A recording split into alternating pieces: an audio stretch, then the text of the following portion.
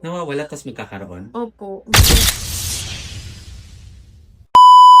Good morning mga Jai. Pasensya na dahil wala kaming videos na na-post kahapon. Paano ba naman kasi ay dinala namin sa hospital itong si Kowa. Ang dami nga niyang rashes sa buong katawan hanggang naging sa mukha na. Nung una ay akala namin kagatlaang ng langgam. Pero kinabukasan paggising namin, nakita namin hanggang binti sa may puwetan at katawan na niya mga mi. Pinicturan ko nga ni para nga ipakita kay Doc. Pero sabi nga ni Doc ay mas maiging sa personal na lang niya makita. Kaya nga pinunta na lang namin siya sa PDH.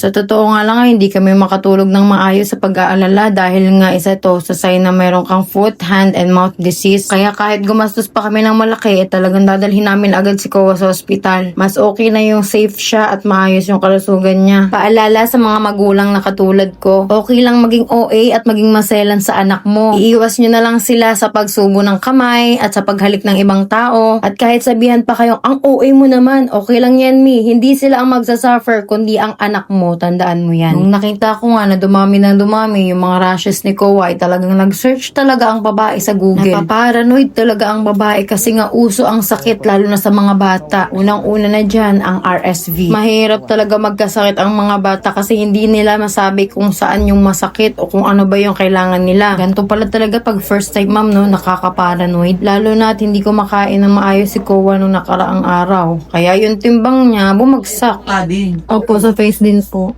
Patingin mo yung pinakamadami ko. Nawawala tas magkakaroon? Opo, ganun po. Dito po sa, una po, dito po nagkaroon. Tapos nawala po dito. Tapos nagkaroon dun. Ang dami hanggang sa dito na po.